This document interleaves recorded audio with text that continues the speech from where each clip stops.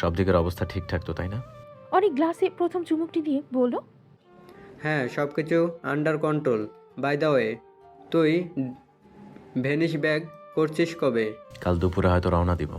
Sicily আসার আগে ওই বুড়োকে কি বলে এসেছিস? কিছুই বলিনি, আমাদের দেখা হয়নি। সাবিহাকে ইউনিভার্সিটিতে ছেড়ে বাড়িতে গিয়ে ব্যাগ গোছাতে গোছাতে শুনলাম শ্বশুর আব্বা ও তার প্রিয় ভাগ্নে বিজনেসের কাজে আমেরিকা পাড়ি জমিয়েছে। তা কয়দিনের জন্য? 4 দিনের ট্যুর বলে। গুড, ভালোই হয়েছে, তোকে এক্সট্রা কোনো কাহিনী বানাতে হয়নি। রাগিব গ্লাসে শেষ চুমুকটু দিয়ে গ্লাস সরিয়ে রাখলো, বলল, হয়নি, বাট হবে। তুই কি ভেবেছিস ওই বুড়োটা এত সহজেই মানবে? আমি ভেনিস ছেড়ে আমার বন্ধুর সাথে দেখা করতে এসেছি। অবশ্যই এর উপযুক্ত প্রমাণ চাইবে। তবে আমিও কম নাকি?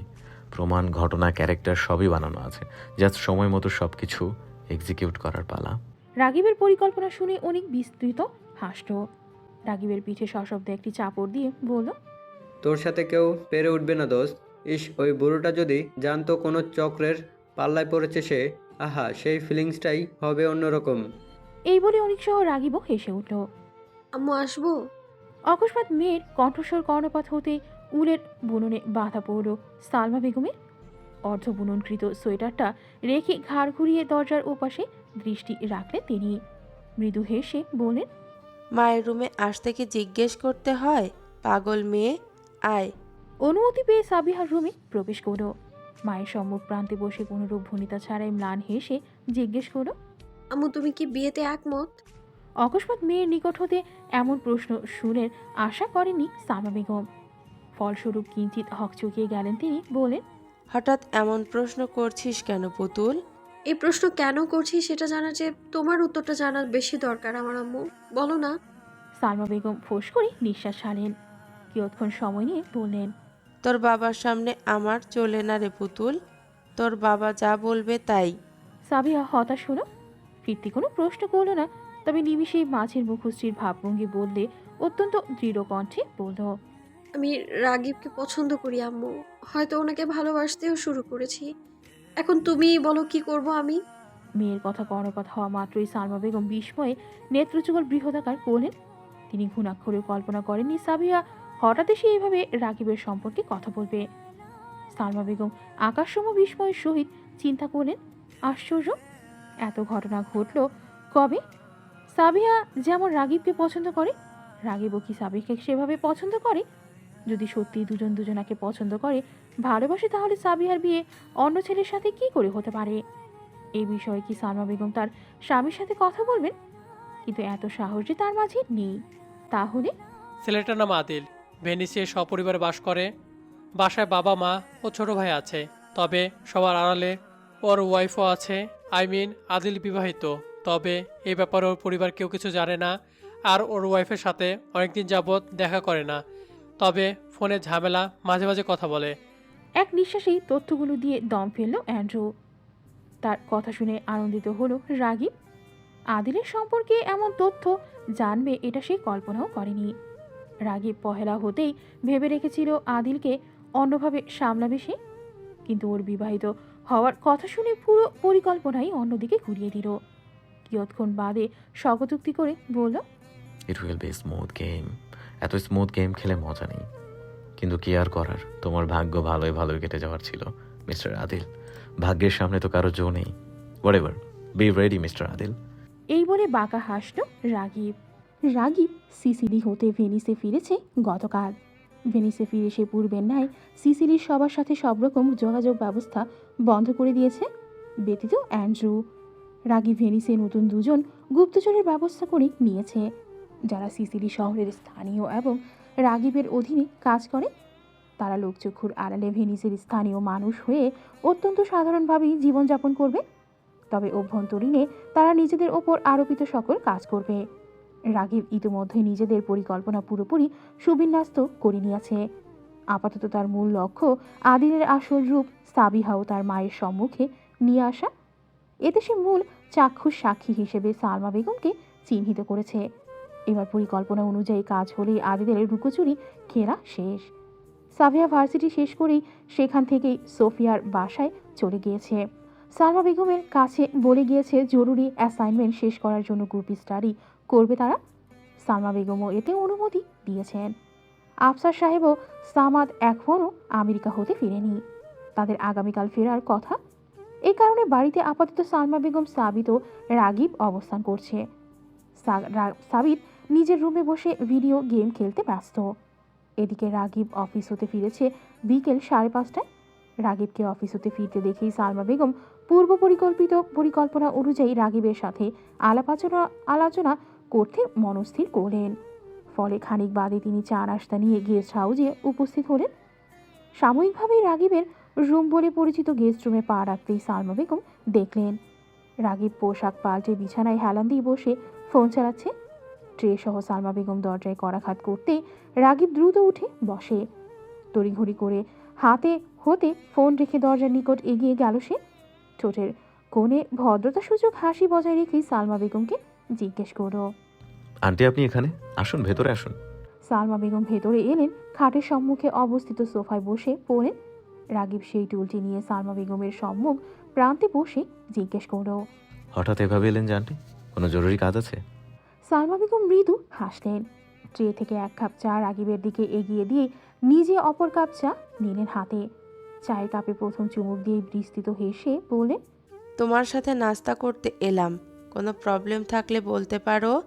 রাগিব মুহূর্তেই বলে উঠল, আরে না না আন্টি, কি যে বলেন, সমস্যা থাকবে কেন?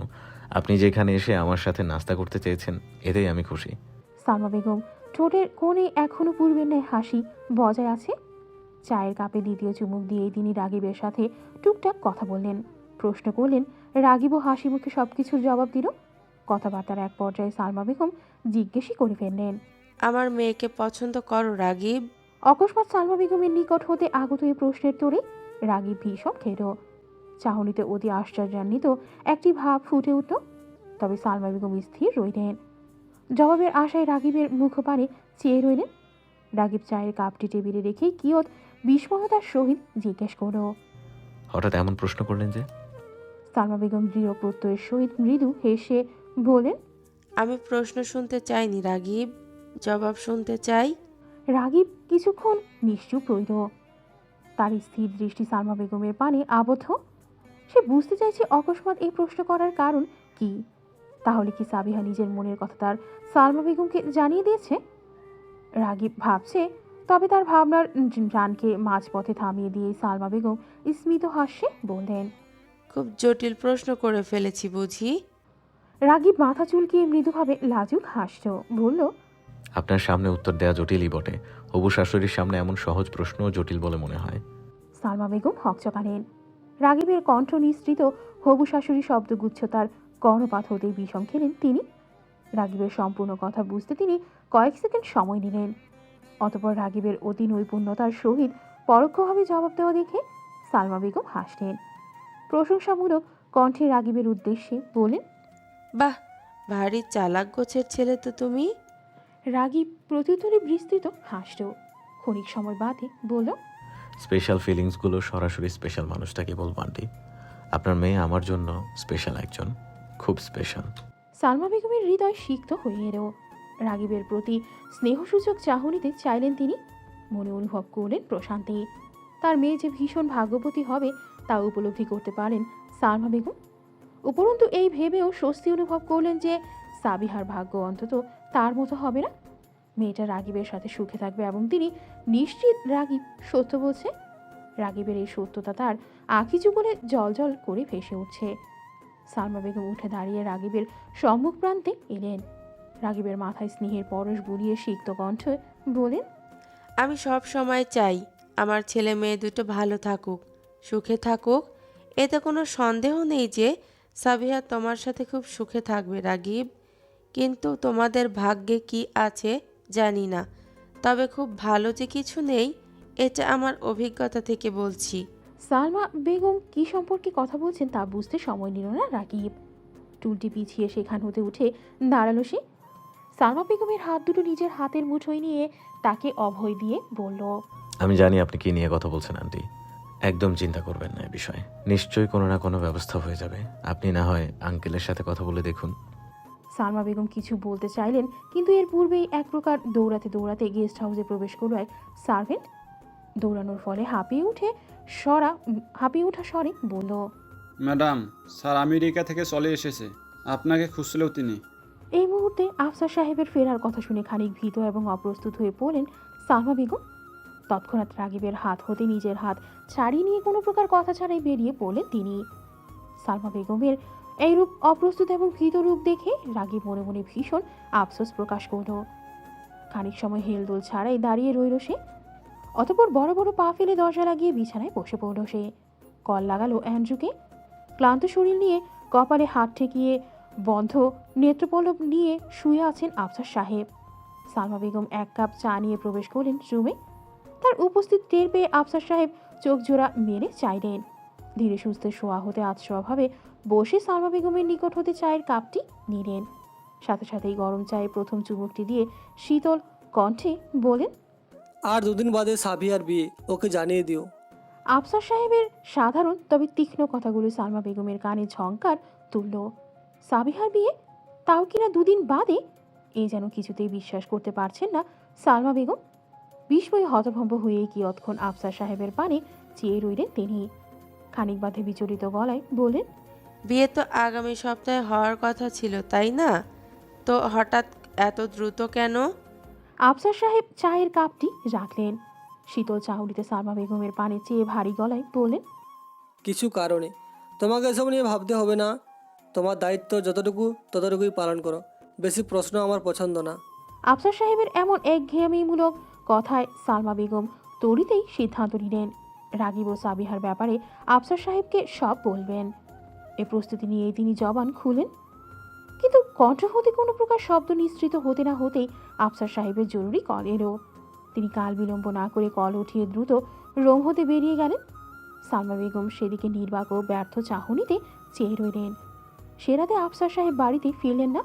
ফলস্বরূপ রাগিব ও সাবিহার ব্যাপারে কিছুই বলতে পারলেন না সালমা বেগম। আফসার সাহেবের নির্দেশনা শুনে অনিচ্ছা সত্ত্বেও বিয়ের বাজার করতে বেরিয়ে গেলেন সালমা বেগম। সাথে নিতে চাইলেন বান্ধবী মার্টিনাকেও। ছোট্ট পরিকল্পনা অনুসারে সালমা বেগম গন্ডোলা করে মার্টিনার বাসার সামনে গিয়ে মার্টিনাকে বাজারের উদ্দেশ্যে তুলে নেবেন। অতঃপর দুজনে গন্ডোলায় করে বিয়ের বাজার সারবেন। যার বিয়ে নিয়ে এত আয়োজন সেই সাবিহাকেই এখন অবধি বিয়ের কথা জানাতে পারেননি সালমা বেগম। গতকাল আফসার সাহেবের প্রস্থান মাত্রই সালমা বেগম সাবিহার রুমে ছুটে গিয়েছিলেন। কিন্তু সাবিহা অতি দ্রুত ঘুমিয়ে পড়ায় তিনি নিজের কার্যে সফল হতে পারেননি। এমনকি আজ সকালেও একই ঘটনার সম্মুখীন হয়েছেন সালমা বেগম। গ্রুপ অ্যাসাইনমেন্ট থাকায় সাবিহা দ্রুততার সহিতই বাড়ি হতে বেরিয়ে পড়ে। ফলে রাতের ন্যায় সকালেও কিছু বলতে পারেননি তিনি। ব্যস্তপূর্ণ রাস্তার পার্শ্বদিক দিয়ে বেয়ে চলেছে ছোট ছোট খাল। সে খালেই বয়ে বেড়াচ্ছে এক একটি গন্ডোলা। দুজন যাত্রী নিয়ে সালমা বেগম সহ ছোট্ট একটি গন্ডোলা বয়ে চলছে। চিরচেনা বিল ধরে গন্ডোলাটি এগিয়ে যেতে যেতেই অচেনা একটি মোড়ে ঘুরলে সালমা বেগম খানিক শঙ্কিত হলেন। গন্ডোলা চালককে জিজ্ঞাসা করলেন এ পথ দিয়ে আসার কারণ। গন্ডোলা চালকটি মৃদু হেসে জবাব দিল, ওই রোড দিয়ে আস্তে আস্তে অনেক সময় লাগবে বলে এই রোড দিয়ে আসা। চালকের কথা শুনে সালমা বেগম আরও অপ্রস্তুত করলেন না। চুপচাপ বসে রইলেন। তার উদাস চাহনি বয়ে বেড়াচ্ছে ব্যস্ততম সড়কের ব্যস্ততম মানুষগুলোর মাঝে।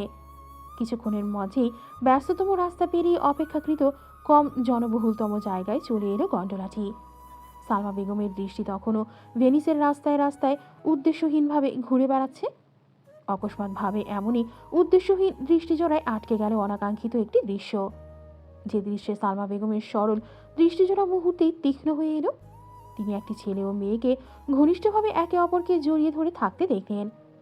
সাধারণভাবে চলমান প্রতিটি মানুষ এ দৃশ্যে সন্দেহজনক কিছু না খুঁজে না পেলেও সালমা বেগম অতি সন্দেহজনক কিছু খুঁজে পেলেন। রেস্টুরেন্টের সামনে দাঁড়িয়ে থাকা ছেলেটির পার্শ্বরূপ দেখে মুহূর্তেই ছেলেটিকে আদিলের সাথে তুলনা করে ফেললেন তিনি।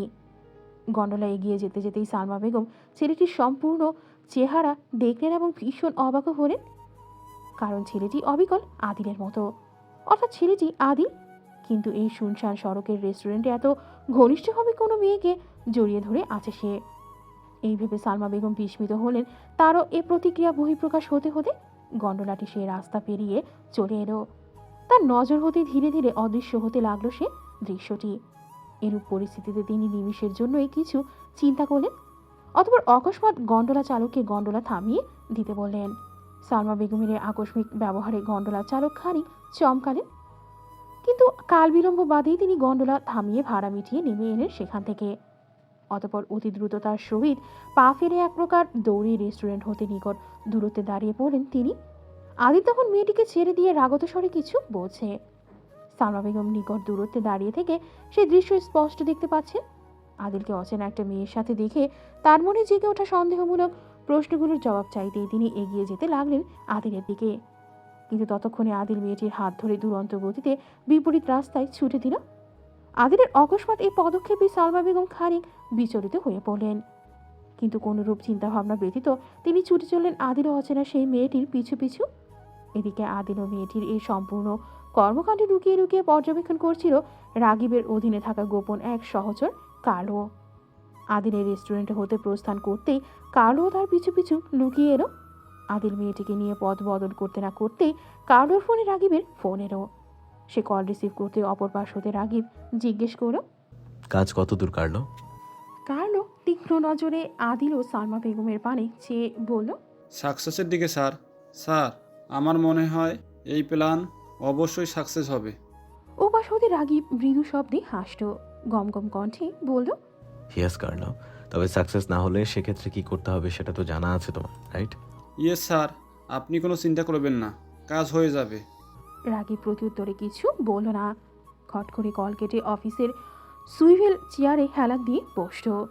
কাল বিলম্ব নিঃশ্বাস ছেড়ে হাওয়ায় উড়িয়ে উড়িয়ে বলতে লাগলো, মিস্টার আদিল সাহেব, আপনি আমার পথে না আসলে আমার কাজটা আরও দ্রুত হয়ে যেত, কিন্তু এসে যখন পড়েছেন তখন কি আর করার, পথের কাঁটা তো সরাতেই হবে, তাই না?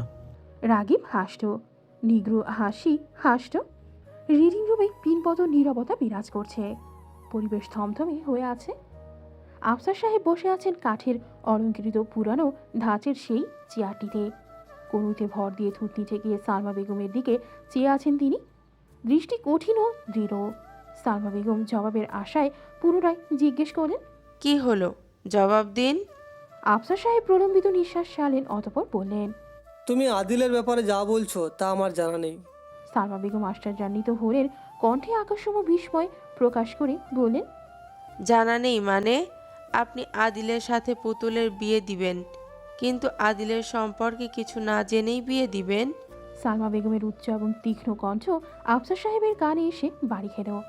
তিনি যথেষ্ট বিরক্তি প্রকাশ করে শান্ত কণ্ঠে বলেন, আস্তে কথা বলো, তোমার কণ্ঠে এত জোরে কথা শুনতে ভালো লাগে না। সবসময় ধীরে কথা বলবে, প্যানিক হয়ে উঠো কেন? হ্যাঁ, সালমা বেগম শান্ত হলেন না, বরং আফসার সাহেবের এহেন গাছেরা ভাব ও শান্ত প্রকৃতির রূপ দেখে তিনি ক্রোধান্বিত হয়ে পড়েন। মেয়ের বিপদাপন্ন ভবিষ্যতে আজ করতে পেরে স্বামীর অবাধ্য হয়ে উঠলেন তিনি। ক্রোধিত স্বরে উচ্চ স্বরে বলেন, প্যানিক হওয়ার মতোই পরিস্থিতি এটা। আপনি মেয়ের বিয়ে ঠিক করেছেন, ভালো কথা, কিন্তু তাই বলে কি আপনি একবারও আদিলের সম্পর্কে খোঁজ খবর নিবেন না? যাই হোক, আমি আদিলের সম্পর্কে যা জানার জেনে গিয়েছি, এখন এ বিয়ে আমি হতে দিব না। সালমা বেগমের উচ্চস্বরের কথায় আফসার সাহেব ভীষণ ক্রোধিত হয়ে উঠলেন।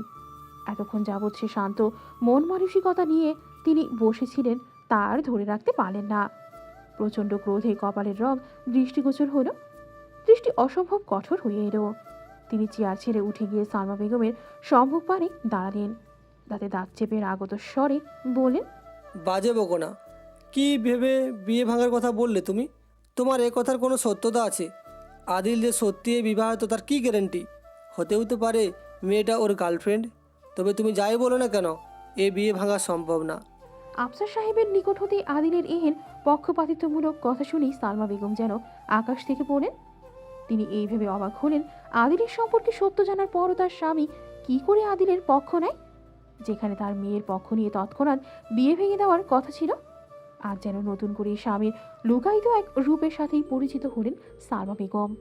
তিনি আফসার সাহেবের কথায় পিছপা হলেন না, বরং দৃঢ় প্রত্যয়ের সাথে বলেন, বেশ, আমিও দেখে নিব আপনি আমার পুতুলের বিয়ে কিভাবে ওই ছেলের সাথে দেন, যে ছেলে বিয়ের আগেই এমন ধোঁকাবাজি করেছে, আমাদের কাছ থেকে নিজের সম্পর্কের কথা লুকিয়েছে। সে আর যাই হোক ভালো মানুষ না। এমন ছেলের সাথে আমার মেয়ের বিয়ে কিছুতেই দিব না। আবার আমার মেয়েও তো আদিলকে পছন্দ। রাগিবের সম্পর্কে কথা বলতে প্রস্তুতি নিতে নিতে এক অনাকাঙ্ক্ষিত ঘটনা ঘটিয়ে ফেললেন আফসার সাহেব। প্রচণ্ড ক্রোধে নিজেকে সামলাতে না পেরে অকস্মাৎ সালমা বেগমের গলা টিপে ধরলেন।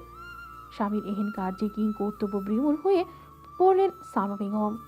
নিমিষের জন্য হতভম্ব দৃষ্টিতে আফসার সাহেবের পানে চেয়ে থাকতে থাকতেই তিনি গলায় প্রচণ্ড চাপ অনুভব করেন। শ্বাসটানি বন্ধ হয়ে যাওয়ার উপক্রম হয়ে এলো। নিঃশ্বাস নিতেই হাঁসফাঁস করতে লাগলেন তিনি। গলা হতে আফসার সাহেবের হাত সরিয়ে দিতে তীব্র প্রচেষ্টা চালালেন তিনি, কিন্তু আফসার সাহেবের ক্রোধের সামনে তিনি যেন ক্ষুদ্র কোনো বস্তুতে পরিণত হলেন। আফসার সাহেব সালমা বেগমের গলা চাপ দিয়ে ধরে দাঁতের দাঁত পিষে ক্রোধিত কণ্ঠে বললেন, আমার কাজের পথে কাঁটা হয়ে আসবে কেউ, এটা আমার সহ্য হয় না। আদিলের সাথে আমার মেয়ে বিয়ে হবে মানে হবেই, অ্যাট এনি কস্ট। খবরদার আমাকে বাধা দিতে আসবে না। তোমাকে যতটুকু করতে বলা হয়েছে ততটুকুই করবে। বাড়াবাড়ি কিছু করলেই ভয়ঙ্কর একটা পরিণাম ভোগ করবে তুমি। এই বলেই আফসার সাহেব সালমা বেগমকে ছেড়ে দিলেন। সালমা বেগম দুহাত গলায় রেখে টাল সামলাতে না পেরেই মেঝেতে পড়ে গেলেন। এতক্ষণ শ্বাসটানি অবরুদ্ধ হয়ে থাকার পর মুখ টিপে এই মুহূর্তে বড় বড় শ্বাস নিলেন তিনি। সাথে সাথে বেশ কয়েকবার কাশিও দিলেন। আজ বহু বছর পর স্বামীর এই লুকায়িত রূপের সম্মুখীন হলেন সালমা বেগম। হতভম্ব সালমা বেগম কিছু বলতে যাবেন, কিন্তু এর পূর্বে দরজায় ঠোকা পড়ার শব্দে তিনি থমকে গেলেন। আফসার সাহেব হলেন সতর্ক। দরজার ওপাশে সাবিহা দাঁড়িয়ে আছে, উদ্বিগ্ন কণ্ঠে ডেকে চলেছে বাবা মাকে। তার কণ্ঠস্বর শুনে আফসার সাহেব আরও সতর্ক হলেন। ইশারায় সালমা বেগমকে বললেন এ ব্যাপারে নীরব থাকতে। অসহায় সালমা বেগম ঠিক তাই করতে রাজিও হলেন। আফসার সাহেব গিয়ে দরজা খুলতেই হুড়হুড় করে রুমে প্রবেশ করলো সাবিহা ও সাবির। দুজনের মুখশ্রীতে উদ্বিগ্নতার ছাপ। তারা আফসার সাহেবের রুমের খোলা জানালা দিয়ে ব্যাকইয়ার্ডে চিৎকার চেঁচামেচি করতে শুনেছে, কিন্তু এই চিৎকার চেঁচামেচির বিষয়বস্তু স্পষ্ট রূপে তাদের কান অবধি পৌঁছায়নি।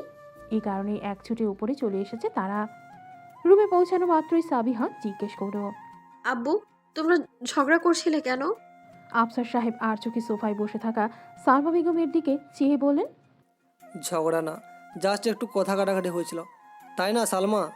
সালমা বেগম ঠোঁট চেপে আগত কান্না আটকিয়ে রেখে মাথা চাকালেন। অর্থাৎ আফসার সাহেব সত্য বলেছেন। আফসার সাহেব সাবিহাকে বললেন, তোরা একটু বাইরে যা তো, তোদের আম্মুর সাথে কিছু কথা আছে। সাবিত আফসার সাহেবের কথার পিঠে কথা বলতে উদ্যত হলো, কিন্তু আফসার সাহেব তৎক্ষণাৎ বললেন, নো মোর ওয়ার্ডস সাবিত, যেতে বলেছি মানে যাবি। বাবার আদেশ মান্য করে বাধ্য ছেলে মেয়ের ন্যায় রুম হতে বেরিয়ে এলো সাবিহা ও সাবিত। সাবিত বেরিয়ে নিজের রুমে চলে গেল, কিন্তু সাবিহা সেখানেই ঠায় দাঁড়িয়ে রইল। তার মস্তিষ্কে ঘুরপাক খেল নিজের বাবা মায়ের পরিস্থিতি সমূহ।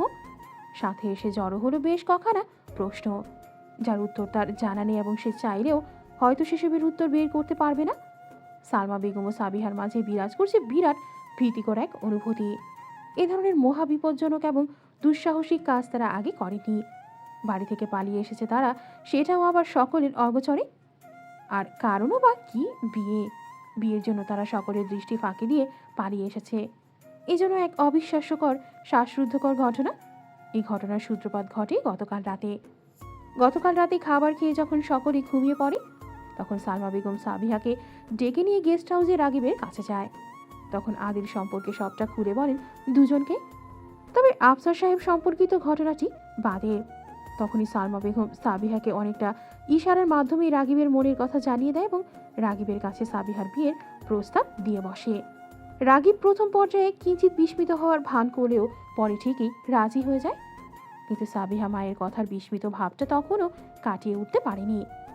পরবর্তীতে সালমা বেগম ও রাগিব কিছু কথা বুঝিয়ে বললে সে বিয়েতে রাজি হয়ে যায়, কারণ এছাড়া তার কাছে আর উপায় ছিল না।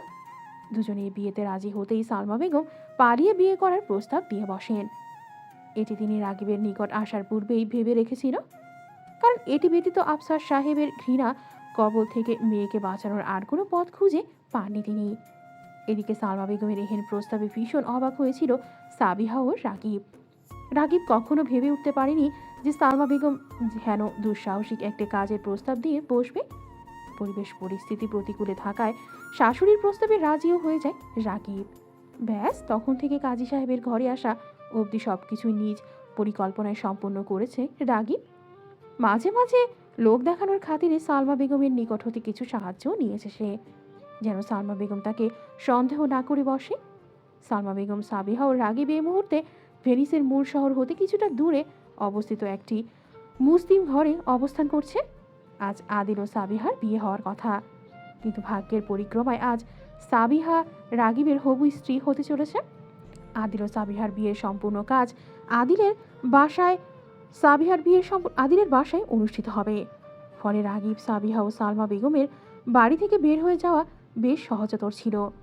আফসার সাহেব, সাবিত ও সামাদ আগেই বেরিয়ে যায়। প্রতিমধ্যে সামাদ ড্রাইভারকে ফোন করে বলে সাবিহার বিয়ের জন্য তৈরি হয়ে নিলেই সালমা বেগম, সাবিহা ও রাগিবকে নিয়ে আদিলের বাড়িতে চলে আসতে। সেই সুযোগে ড্রাইভারের চোখে ধুলো মিশিয়ে তিনজনের রাগিবের ঠিক করা একটা গাড়ি নিয়ে বেরিয়ে পড়ে। আধ ঘন্টা পর বাড়ি দিয়ে তারা এসে পৌঁছায় কাজী সাহেবের বাড়িতে। কাজী সাহেব বেশ ধীর স্থিরতার সহিত বিয়ের রেজিস্ট্রি খাতা নিয়ে চেয়ারে বসে। তার এই ধীর স্থির গতির কাজ দেখে রাগিব মনে মনে ভীষণ বিরক্ত হয়, কিন্তু সালমা বেগম ও সাবিহা দুশ্চিন্তায় অস্থিরতার সহিত বসে থাকে। কাজী সাহেবের হেন ধীর গতি দেখে সালমা বেগম আর না পেরে অস্থির ও আতঙ্কিত হয়ে পড়ে উঠলেন। তাড়াতাড়ি বিয়ের কাজ সেরে ফেলুন কাজী সাহেব, দেরি করবেন না। সালমা বেগমের আতঙ্কিত কণ্ঠ শুনে কিঞ্চিত বিস্মিত হলেন কাজী সাহেব। সালমা বেগমের কথার মর্মোদ্ধার করতে পারলেন না তিনি। ফলস্বরূপ রাগিবের দিকে চাইলেন তিনি। ইতালীয় ভাষায় জিজ্ঞেস করলেন, এই অধ্যবসায় মহিলা এভাবে কি বলতে চাচ্ছে? ফুটেফুটিপূর্ণ পরিবেশে কাজী সাহেবের এমন শান্ত রূপ দেখে রাগিব ভীষণ বিরক্ত হলো। এত খুঁজে খুঁজে এই ভেনিস শহরে একটা কাজই পেয়েছে সে, কিন্তু কাজী সাহেবের এহেন আচরণে মনে হচ্ছে নিতান্তই বোকাশোকা গছের সে। রাগিব ছোট্ট নিঃশ্বাস ফেলেই নিজেকে শান্ত করল। অতঃপর কাজী সাহেবকে সালমা বেগমের কথাগুলো অনুবাদ করে শোনালো। তা শুনে কাজী সাহেব মৃদু হেসে ইতালীয় ভাষায় বললেন, অবশ্যই অবশ্যই, ছেলে মেয়েকে বসতে বলুন। সালমা বেগম সাবিহাকে চেয়ারে বসালেন। তার দেখা দেখি রাগিবও বসে পড়ল। পরিস্থিতির শিকার সাবিহা সিক্ত চাহনিতে একবার কাজী সাহেবের দিকে তাকালো। অতঃপর এক পলক রাগিবের দিকে তাকিয়ে নিরংশ গলায় তার মাকে জিজ্ঞেস করলো, আম্মু, আব্বুকে ছাড়া এ বিয়ে কি করে সম্ভব? সালমা বেগম উৎকণ্ঠিত গলায় মেয়েকে বোঝানোর চেষ্টা করে বললেন, এ পরিস্থিতিতে তোর বাবাকে কিভাবে আশা করতে পারিস পুতুল? তাড়াতাড়ি কবুল বলে বিয়েটা সেরে ফেল। এই বলে সালমা বেগম রাগিবের দিকে আকুতিপূর্ণ চাহনিতে চেয়ে বলেন, কাজী সাহেবকে দ্রুত কাজ করতে বলো বাবা, আমার খুব ভয় হচ্ছে। সালমা বেগমের কথার প্রত্যুত্তর করার স্বরূপ রাগিব আস্থা সম্পূর্ণ নজরে চাইল, বলল, আপনি চিন্তা করবেন না আন্টি, সব ভালো হবে। রাগিবের কথায় খানিক আশ্রয়স্থল খুঁজে পেলেও স্বামীর কথা চিন্তা করে ভয়ে সংকুচিত হয়ে এলেন সালমা বেগম। তিনি জানেন না ভবিষ্যতে কি হবে, তবে তিনি এটা জানেন যে এ বিয়ে তার ভাগ্যে অশুভ কিছু বয়ে আনবে, যার ভাগিদারি হয়তো সাবিহাও হবে। এমনকি রাগিবও বাদ যাবে না। প্রচণ্ড মনে মনে দোয়া কালাম পড়তে লাগলেন সালমা বেগম। এদিকে কাজী সাহেব বিয়ের কার্যক্রম শুরু করলেন। প্রচণ্ড ক্রোধে বড় বড় পা ফেলে রুমে পায়চারি করছেন আফসার সাহেব। সাবিহাকে বিয়ের আসরে না দেখে তার মস্তিষ্ক রক্ত গরম হয়ে উঠেছিল। বিয়ের আসরে আদিলের বাবার কাছে ভীষণ অপমানিত হয়েছিলেন তিনি। সাবিহা ও আদিলের বিয়ের মূল উদ্দেশ্য ছিল বিজনেস ইনভেস্টমেন্ট। আফসার সাহেবের ব্যবসা মাঝ নদীতে ডুবন্ত নৌকার ন্যায় ডুবন্ত পর্যায়ে ছিল। তখনই দূতের ন্যায় আদিলের বাবা প্রস্তাব দিয়ে বসে সাবিহা ও আদিলের বিয়ে হলে তিনি আফসার সাহেবের ব্যবসার বড় মাপের ইনভেস্টমেন্ট করবেন। ব্যবসা বাঁচানোর লোভে আফসার সাহেব চিন্তাভাবনা ছাড়া রাজিও হয়ে যান। কিন্তু আজ সাবিহা ও আদিলের বিয়ের কাজ সম্পূর্ণ না হওয়ায় আদিলের বাবা ইনভেস্টমেন্ট করতে অস্বীকৃতি জানিয়ে বসে। তীব্র অপমানে অপমানিত হয়ে আফসার সাহেবও দ্বিতীয় কিছু বলে উঠতে পারেননি। এই মুহূর্তে তিনি চওড়া মেজাজ নিয়ে নিশ্চুপভাবে পায়চারি করছেন। তার এই পরিস্থিতি দেখে নির্বাক সামাদ এ পর্যায়ে বলে উঠল, খালু নিজেকে? সামাদের কথা সম্পূর্ণ শেষ হতে না দিয়েই আফসার সাহেব এক প্রকার হুঙ্কার ছেড়ে বললেন, সামাদ, যেভাবে পারিস ওই তিনটাকে খুঁজে আন। আমার চোখের সামনে ওদের দেখতে যাই। আমার সব প্ল্যানিং ভেস্তে দিয়ে কোথায় গেল ওরা? আফসার সাহেবের এহেন কথা শুনে সামাদ ভীত হলো। সে এগিয়ে আফসার সাহেবকে শান্ত করাতে বলল, খালু শান্ত হন, এত হাইপার মেজাজ নিয়ে কোনো কাজ করতে যাবেন না। আফসার সাহেব পুনরায় সিংহের ন্যায় হুঙ্কার ছাড়ল। দাঁতে দাঁত চেপে বললেন, ওদের পক্ষ নিতে আসবি না সামাদ, না হলে তোকে ওদের সাথে মেরে ফেলবো। সামাদ প্রচণ্ড আশ্চর্যান্বিত হলো। কণ্ঠে আকাশ সম বিস্ময় প্রকাশ করে বলল, এসব কি করছেন খালু? ঠিক বলছি, সবার আগে ওই রাগিবকে খুন করব। শালা আমার বাড়িতে থেকে আমার মেয়েকে নিয়েই পালিয়ে গেল। প্লিজ শান্ত হন কালু, রাগের মাথায় উল্টাপাল্টা কিছু করে বসবেন না। ওরা আসুক, সব শুনুন, তারপর সিদ্ধান্ত নিন। আফসার সাহেব কিছু বললেন না, উপরন্তু রাগে ফুঁসতে লাগলেন। 15 মিনিটের মাথায় বাড়িতে প্রবেশ করলো সালমা বেগম, সাবিহা ও রাগিব।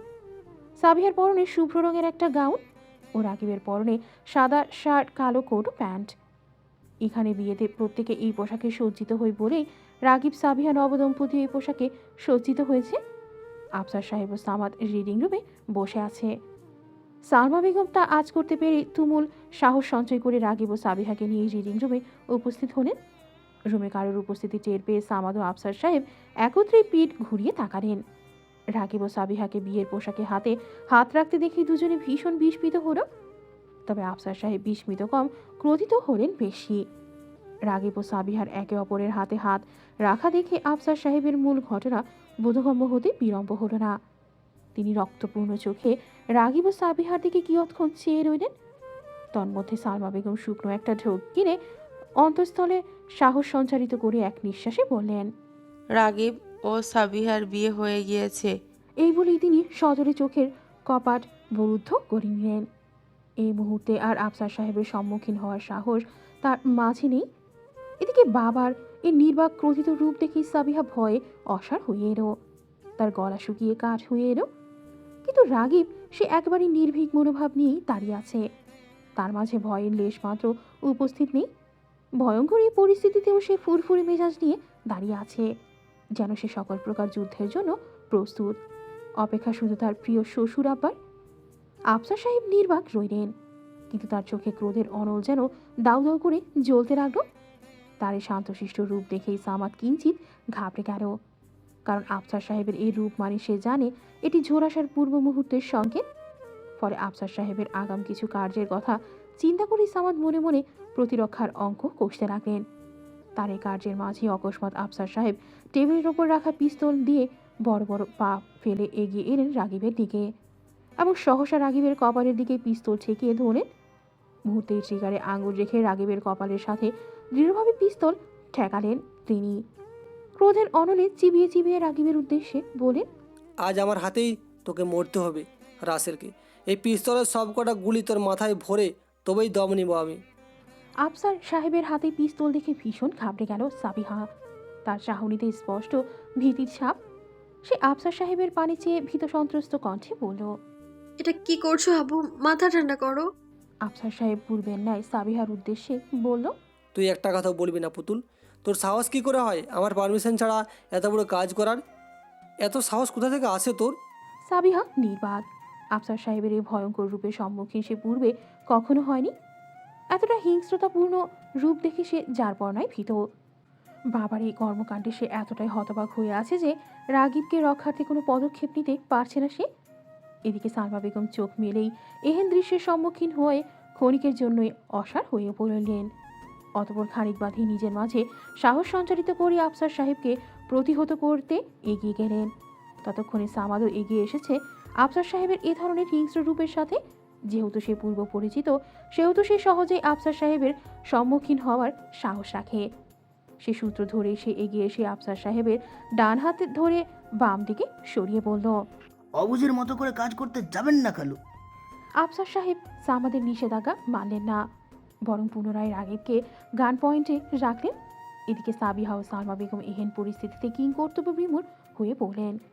আফসার সাহেবকে ঠিক কী বলে থামানো সম্ভব সে প্রক্রিয়া তাদের মস্তিষ্কে কাজ করল না।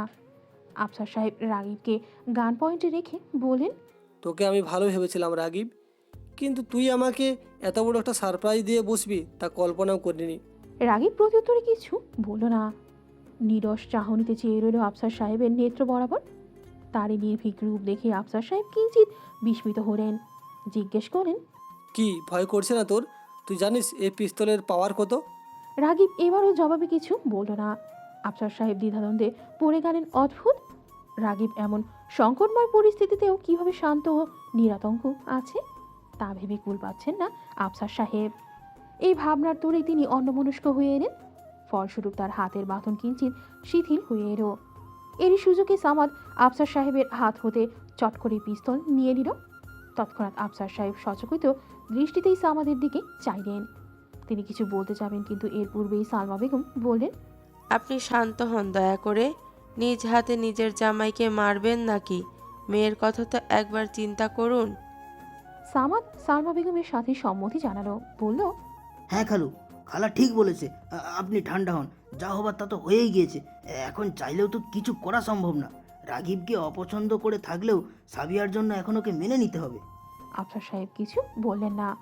ক্রোধিত চাহনিতে সামাদের দিকে একবার চাইলেন, অতঃপর চট করে ঘাড় ঘুরিয়ে রাকিবের দিকে চেয়ে শীতল কণ্ঠে হুমকি স্বরূপ বললেন, কাজটা ভালো করনি তুমি, এর জন্য তোমাকে খুব পস্তাতে হবে রাগিব।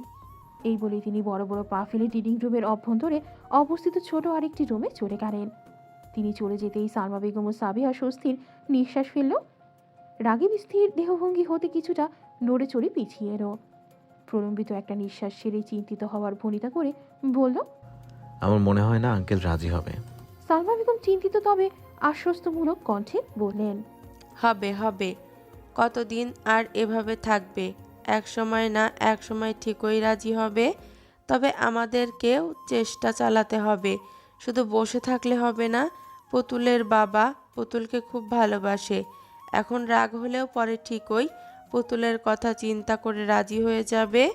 প্রত্যুত্তরে রাগিব স্মিত হাসে বলল। আই হোপ তাই যেন হয়। এদিকে সামাদ আফসার সাহেবের যাওয়ার পর থেকেই একাধারে রাগিবকে পর্যবেক্ষণ করছিল। রাগিব যে এত বড় একটা কাণ্ড বাঁধিয়ে ফেলবে তা সে ঘুণাক্ষরেও টের পায়নি। সে সন্দিহান চাহনিতে রাগিবের দিকে কিয়ৎক্ষণ চেয়ে রইল। অতঃপর হাতের পিস্তলটা কোমরের পিছনে গুজে রাগিবকে জিজ্ঞেস করল। তাহলে সব তোমার প্ল্যান ছিল? রাগিব অবুঝ হওয়ার ভান করে জিজ্ঞেস করল, কোন সব? এই তো বিয়ের, মানে সাবিয়াকে পালিয়ে বিয়ে করার। এই বলে সে কিঞ্চিত কুঞ্চিত নেত্রযুগল ধারা রাগিবের দিকে চেয়ে রইল। রাগিব তার প্রশ্নের জবাবে কিছু বলতে যাবে, কিন্তু তার পূর্বেই সাবিহা চট করে বলে উঠল, রাগিবের না, প্ল্যানটা আম্মুর ছিল সামাদ ভাই। সাবিহার ইহেন কথা শোনার জন্য মোটেও প্রস্তুত ছিল না সামাদ। হেন আশ্চর্যান্বিত খবর শুনে সে যেন আকাশ হতে পড়ল। সে কিছুতেই নিজের কানকে বিশ্বাস করাতে পারল না এটা তার খালার পরিকল্পনা ছিল। তার বিস্ময়াভিত ভাবটি বেশ কিছুক্ষণ তার মুখশ্রীতে স্পষ্ট রূপে দর্শন হলো। এদিকে সামাদের হেন প্রতিক্রিয়া দেখে রাগিব লুকিয়ে লুকিয়ে হাসল, কিন্তু সালমা বেগম ভীষণ লজ্জায় পড়ে গেলেন। ফলস্বরূপ তিনি নতমস্তকে দাঁড়িয়ে রইলেন। কিয়ৎক্ষণ বাদে সামাদ কণ্ঠে আকাশসম বিস্ময়তা প্রকাশ করে বলল, এসব আপনার প্ল্যানিং ছিল খালা? সালমা বেগম সংকুচিত হলেন, অত্যন্ত নিম্ন কণ্ঠে বললেন, হ্যাঁ। সামাদের চক্ষু জোড়ার জন্য বিস্ময়ে চক্ষু কোঠর যাওয়ার উপক্রম হলো। সে সালমা বেগমের এরূপ সম্পর্কে অনবহিত ছিল। সে চরম বিস্মিত কণ্ঠে বলল, সিরিয়াসলি খালা, এসব আপনার প্ল্যানিং ছিল? I can't believe it. আপনি খালুর বিপক্ষে গিয়ে কি করে পারলেন এটা করতে? সালমা বেগম এবার মাথা তুলে চাইলেন, খানিক শীত কণ্ঠে বলেন, মেয়ের ভবিষ্যতের কথা চিন্তা করেই এটা করার সাহস পেয়েছি। আদিলের সম্পর্কে সবটা জানার পর ও তো আমি ওর বিয়ে পুতুলের সাথে দিতে পারি নাই, তাই না? সালমা বেগমের শেষোক্ত কথাটি শুনে ভ্রুযুগল কুঞ্চিত করল সামাদ। সন্ধিহান কণ্ঠে জিজ্ঞেস করল, কি জেনেছেন আদিলের সম্পর্কে? সে কথা পরে বলবো তোকে। তুই আপাতত তোর খালুকে রাজি করানোর চিন্তা কর। হ্যাঁ, কিছুক্ষণ যাক, খালু কিছুটা শান্ত হোক, তারপরে এ নিয়ে কথা বলবো। এই বলে সে সাবিহার দিকে স্নেহাসিক্ত চাহনিতে চাইল। সাবিহার মাথায় হাত রেখে স্মিত হেসে জিজ্ঞেস করলেন, তুই রাগিবকে পছন্দ করিস সাবিয়া? সাবিহা মৃদু গতিতে মাথা দুলিয়ে সম্মতি দিল। সামাদ পুনরায় জিজ্ঞেস করল, বিয়েতে খুশি তো? হ্যাঁ সামাদ ভাই, কিন্তু আব্বু। খালুর কথা চিন্তা করিস না, খালুকে সামলানো ও রাজি করানোর দায়িত্ব আমার। আমি সব কিছু করতে রাজি আছি, তুই শুধু খুশি থাকলেই হবে। সাবিহা প্রত্যুত্তরে কিছু বলল না, মৃদু হাসল। সামাদ সাবিহাকে পেরিয়ে এগিয়ে রাগিবের সম্মুখে দাঁড়ালো। কিয়ৎক্ষণ রাগিবের দিকে চেয়ে থেকে আচমকা হেসে বলল, আমি ভাবতেও পারিনি শেষমেশ তুমি আমার বোন জামাই হবে। সাবিয়া যে তোমাকে পছন্দ করে এটা আগে জানলে আমি নিশ্চিত এ বিয়ে আটকানোর চেষ্টা করতাম। রাগিব সামাদের তালে হেসে বলল, আঙ্কেলের যে চেহারা আজ দেখলাম, মনে হয় না তোমার কথায় রাজি হতো। অনেক গাঁটখোর পোড়াতে হতো হয়তো। তা তো হতোই, তবে সাবিয়া তো খুশি হতো। বাই দ্য ওয়ে, তুমি সাবিয়াকে পছন্দ করো তো? পছন্দ না করলে এত রিস্ক নিয়ে বিয়েটা করতাম না। ব্যাস, তাহলে আর চিন্তা কিসে, এবার রুমে গিয়ে রেস্ট নাও। আপাতত সাবিয়ার রুমেই যাও, পরে সুযোগ সুবিধা মতো গেস্ট হাউসে থেকে সব ট্রান্সফার করে সাবিয়ার রুমে চলে এসো। আপাতত সাবিহার রুমে উঠছি, তবে খুব শীঘ্রই আমাদের জন্য আলাদা বাসা ভাড়া নিব। বিকজ ঘর জামাই হিসেবে থাকার প্ল্যান মোটেও করিনি আমি। এই বলে রাগিব হেসে উঠল, তার সাথে হেসে উঠল সামাদও। অতপর সালমা বেগম সাবিহা ও রাগিবকে নিয়ে সাবিহার রুমে পৌঁছে দিয়ে আসলো। সারাদিনের দৌড়াদৌড়ির ধকল সামনে উঠতে না পেরে সাবিহা প্রচণ্ড ক্লান্ত হয়ে পড়েছিল। ফলস্বরূপ রুমে ঢুকেই পোশাক বদলিয়ে সে ঘুমিয়ে পড়ে। রাগিবও পোশাক বদল করে শুয়ে পড়ে, তবে তার চোখে ঘুম আসে না। সে পরিকল্পনা করতে থাকে তার পরবর্তী পদক্ষেপের ব্যাপারে। অফিসে যাওয়ার জন্য তৈরি হচ্ছেন আফসার সাহেব। তন্মধ্যে একটি অচেনা নাম্বার থেকে কল এসে তাকে বলা হয় তার জন্য জরুরি পার্সেল এসেছে। আফসার সাহেব অফিসের জরুরি পার্সেল ভেবে নিশ্চিন্তে পার্সেল নিতে নিচে চলে আসে। দরজা খুলেই ডেলিভারি ম্যানকে দেখে তার কাছ থেকে পার্সেল নিজ হাতে নেন তিনি। পার্সেলটি কে পাঠিয়েছে তা জানতে তিনি পুরো পার্সেল এদিক ওদিক ঘুরিয়ে দেখেন, কিন্তু চূড়ান্তভাবে তিনি প্রেরকের নাম ঠিকানা কিছুই খুঁজে পান না। এ সম্পর্কে ডেলিভারি ম্যানকে জিজ্ঞেস করলে ডেলিভারি ম্যান জবাব দিতে ব্যর্থ হয়। এতে আফসার সাহেবের মনে সন্দেহের দানা বাঁধতে শুরু করে। ডেলিভারি ম্যান চলে যেতে তিনি অতি আগ্রহী হয়ে দরজায় দাঁড়িয়ে এই পার্সেলের মোড়ক খুলে ফেলেন। মোড়ক খুলতে তিনি দেখেন কাগজের একটি বক্স। এর ভেতরে কি আছে তা জানতে তিনি দ্রুতই কাগজের বক্সের ওপরাংশ এক প্রকার ছিঁড়েই ফেলেন। অতঃপর কাগজের বক্সটি পুরোপুরি উন্মুক্ত করে তিনি আগ্রহী হয়ে ভেতরে চাইলেন। পার্সেলে আসা জিনিসটি দেখে বুঝে উঠতে তিনি কয়েক সেকেন্ড সময় নিলেন। অতঃপর পার্সেলের ভেতরে তিনি যা দেখলেন তার সম্মুখীন হওয়ার জন্য তিনি মোটেও প্রস্তুত ছিলেন না। পার্সেলটি দেখে তার চেহারা পাংশুটে বর্ণ ধারণ করল, তার গলা শুকিয়ে যেতে লাগলো। অকস্মাৎ এমন কিছু দেখতে পাবেন তার জন্য প্রস্তুত ছিলেন না তিনি। ভয়ে অসাড় হয়ে আসা পা দুটো নিয়ে পার্সেল সহ কোনো মতেই ভেতরে ঢুকলেন আফসার সাহেব। এদিকে আফসার সাহেবের প্রতিটি পদক্ষেপ গেস্ট হাউস থেকে পর্যবেক্ষণ করছিল রাগিব। প্যান্টের দু পকেট হতে হাত রেখে আয়সী ভঙ্গিতে দাঁড়িয়ে আছে সে। তার ঠোঁটের কোণে প্রহেলিকার ন্যায় হাসি, চাহনিতে তৃপ্তির ছাপ। আফসার সাহেবের এহেন পরিস্থিতি লক্ষ্য করে সে উদ্বেগহীনতার সহিত অভিলাষের সুরে বলল, let's begin the game man. এই বলে সে ঠোঁট বাঁকিয়ে হাসল। আফসার সাহেব পার্সেলটি নিয়ে রিডিং রুমের অভ্যন্তরে অবস্থিত ছোট রুমটিতে প্রবেশ করলেন। রুমটিতে প্রবেশাধিকার শুধু তারই আছে, তবে কাল বিশেষে সামাদেও সেই রুম প্রবেশ করে। তবে সালমা বেগম সাবিহা ও সাবিতের ক্ষেত্রে রয়েছে কঠোর নিষেধাজ্ঞা। অবশ্য তারা কেউ কোনোদিনও আফসার সাহেবের গোপনীয়তায় ব্যাঘাত ঘটায়নি। আফসার সাহেব রুমে সেই দরজা আটকে দিলেন। তার মুখশ্রী যেন প্রায় রক্তশূন্য হয়ে গিয়েছে। ফ্যাকাশে উদ্বিগ্ন চেহারায় ধরপাকড় হওয়ার ভয় স্পষ্ট। আফসার সাহেব পার্সেলটা টেবিলে ছুঁড়ে দিয়ে মুখ চেপেই পাশের নরম সোফায় ধপ করে বসে পড়লেন। মস্তিষ্ক তীব্র উৎকণ্ঠায় ঝিমঝিম করতে লাগলো, গলা ও ঠোঁট শুকিয়ে এলো। তিনি ছোট গোল টেবিল হতে পানির গ্লাস নিয়ে ঠকঠক করে পানি পান করে ভেজা জিব্বা দিয়ে ঠোঁট ভিজিয়ে নিলেন তিনি। অতঃপর দীর্ঘক্ষণ পার্সেলের দিকে এক দৃষ্টিতে চেয়ে রইলেন তিনি। উৎকণ্ঠিত কণ্ঠে স্বগতোক্তি করে বললেন, এই পার্সেল পাঠালো কে? যেই পাঠিয়েছে সে নিশ্চয়ই আমার ব্যাপারে জানে, কিন্তু সে মানুষটা কে? আফসার সাহেব ভাবনার কেতাবে ডুব দিলেন, কিন্তু হাতড়েও পার্সেল পাঠানো অজ্ঞাত ব্যক্তির সম্পর্কে ধারণা করতে পারলেন না তিনি। এরই মাঝে তার ফোন বাজখাই সুরে বেজে উঠল। অকস্মাৎ ফোনের শব্দে হতচকিত আফসার সাহেব দ্রুত কল উঠালেন। ফোনের ওপাশ থেকে তার অ্যাসিস্ট্যান্ট জরুরি মিটিংয়ের কথা স্মরণ করিয়ে দিলেন তাকে। আফসার সাহেব কোনো প্রকার জবাব না দিয়ে কল কেটে উঠে দাঁড়াতেন। ফোনটি পকেটে ঢুকিয়ে এগিয়ে গেলেন পার্সেলটির দিকে। পার্সেলটি নিয়ে টেবিলের ড্রয়ারে রেখেই রুম হতে চলে গেলেন তিনি। মনে মনে ভাবলেন অফিস হতে ফিরেই পার্সেলটির একটা ব্যবস্থা করা যাবে। সকালে নাস্তার টেবিলে রমরমা, বিভিন্ন পদের খাবার দিয়ে ডাইনিং টেবিল ভরপুর। অসংখ্য খাবার রেখে রাগিবের চক্ষু চরক গাছ। সে বৃহদাকার বিস্মিত নেত্রযুগল দ্বারা বিভিন্ন পদের খাবারের দিকে অপলক চেয়ে রইল। তারে বিস্ময়ের মাত্রা উপলব্ধি করতে পেরেই সালমা বেগম ক্ষীণ শব্দে হেসে উঠে বললেন, এত অবাক হওয়ার কি আছে রাগিব? রাগিবের বিস্ময় তখনও কাটেনি। সে বিস্মিত কণ্ঠে বলল, এত খাবার কেন আন্টি? কে খাবে এসব? কেন তুমি?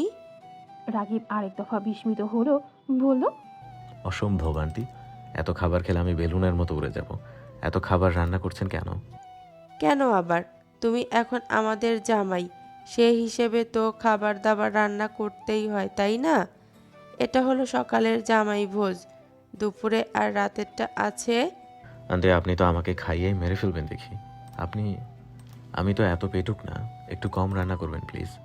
আর আজকে আমারও সাবিহার জন্য লাঞ্চ ও ডিনারের ব্যবস্থা করা দরকার নেই, আমরা বাইরের খাওয়া দাওয়া করবো। সালমা বেগম মৃদু হেসে বললেন, আচ্ছা ঠিক আছে। সাবিহা সাবিত কোথায়? আসছে ওরা, তুমি খাওয়া শুরু করো। ওরা আসুক, তারপর খাওয়া দাওয়া শুরু করব।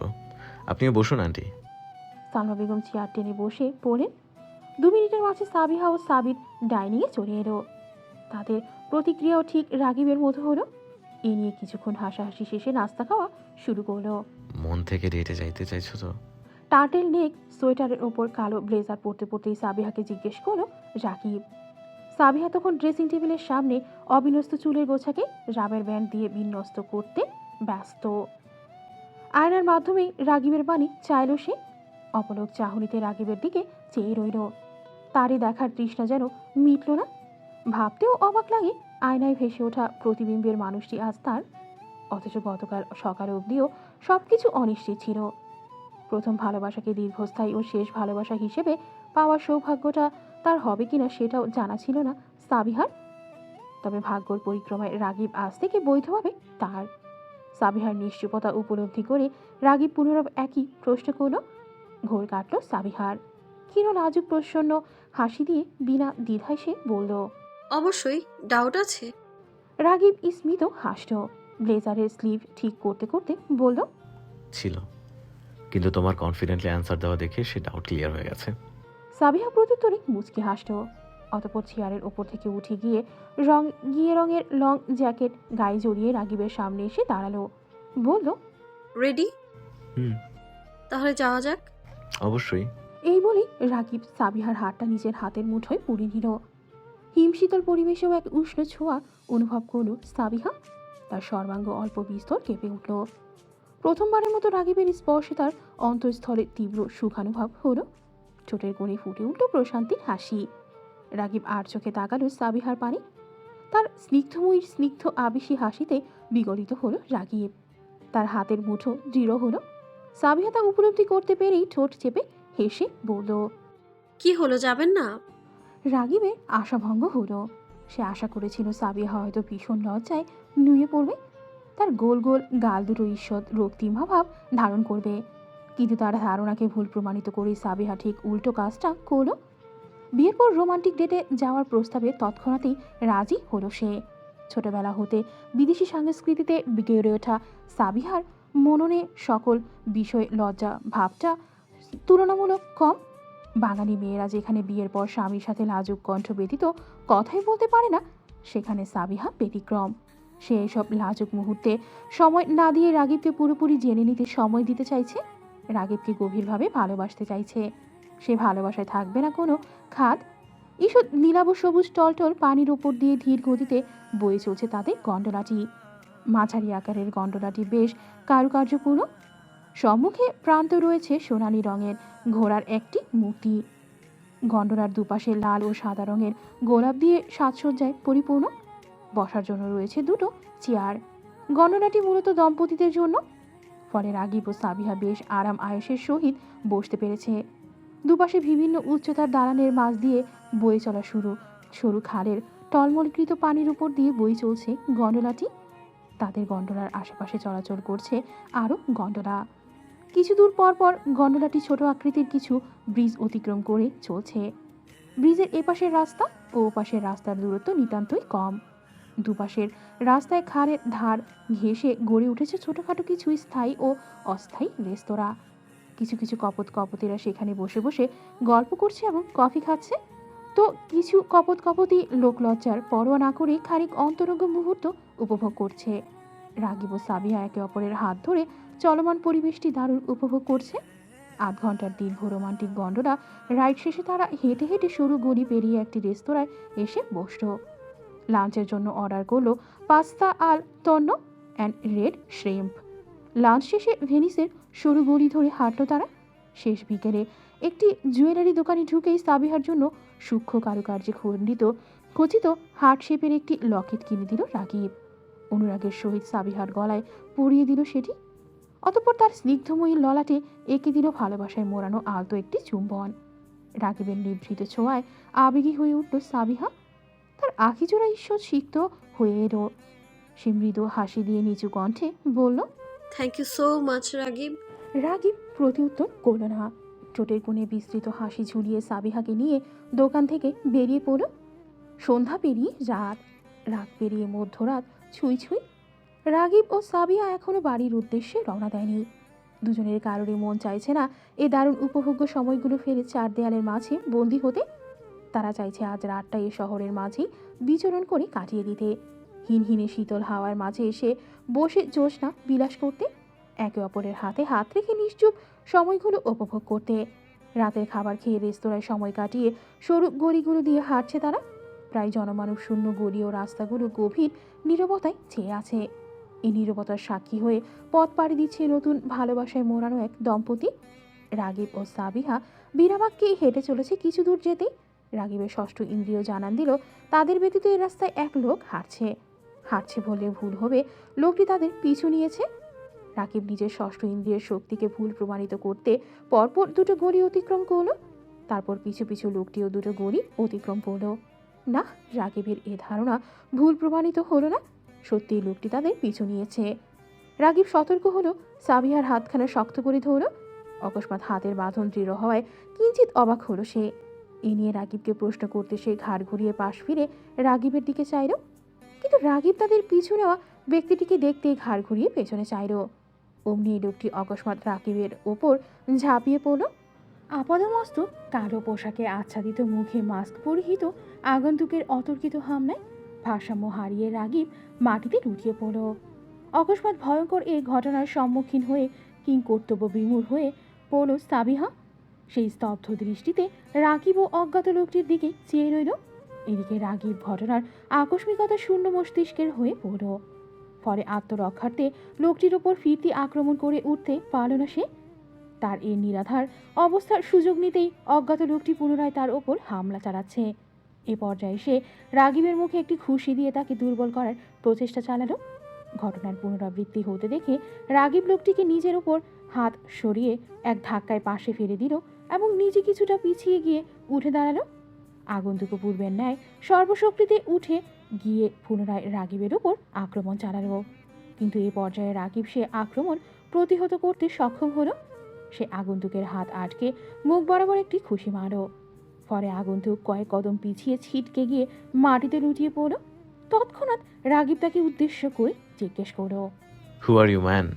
আগন্তুক জবাব দিল না, বরং ক্ষণেই কোমরের পাশ হতে পিস্তল বের করে রাকিবের উপর তাক করল। আকস্মিক এই ঘটনায় থতমত খেয়ে গেল রাকিব ও সাবিহা। তাদের কিছু বুঝে ওঠার পূর্বেই আগন্তুক ট্রিগার চেপে একটি গুলি চালালো, কিন্তু ভাগ্যের পরিক্রমায় গুলিটি রাকিবকে স্পর্শ করতে পারল না। আগন্তুকের নীরব আক্রমণে সাবিহা ও রাকিব ঠিক বুঝে উঠতে পারল সে কি চাইছে। চোর ডাকাত হলে নিশ্চয়ই এতক্ষণে টাকা চাইতো, কিংবা টাকা ছিনিয়ে নিয়ে চলে যেত, কিন্তু এ পর্যন্ত আগন্তুক ছিনতাইপূর্ণ কোনো কাজ করল না। অবাক হওয়ার বিষয় বটে। মুহূর্তে আগন্তুক পুনরায় ট্রিগার চাপতে উদ্যত হলো।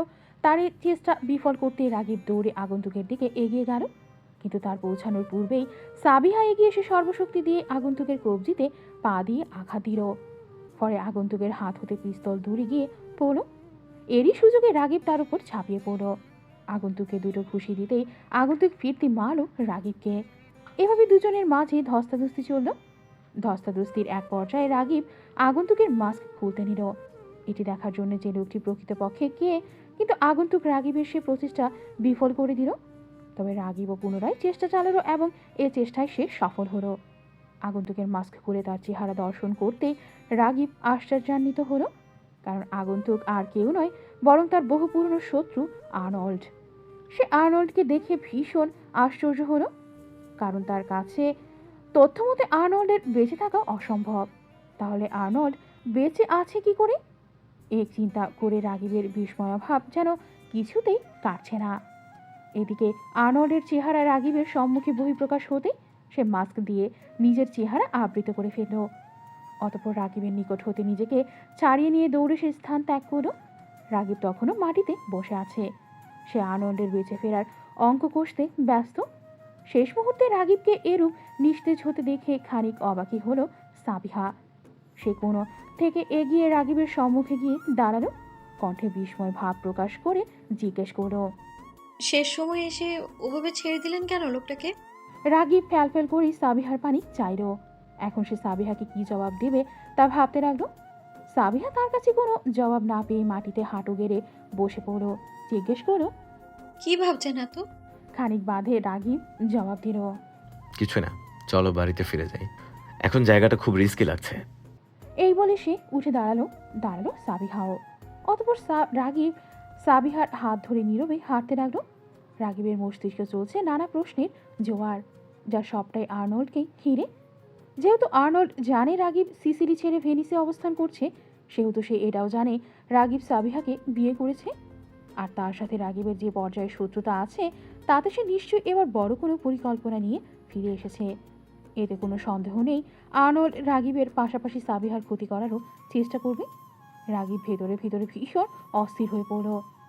সাবিহাকে নিয়ে আকাশ পাতাল চিন্তাভাবনা তাকে আবিষ্ট করে ফেলল।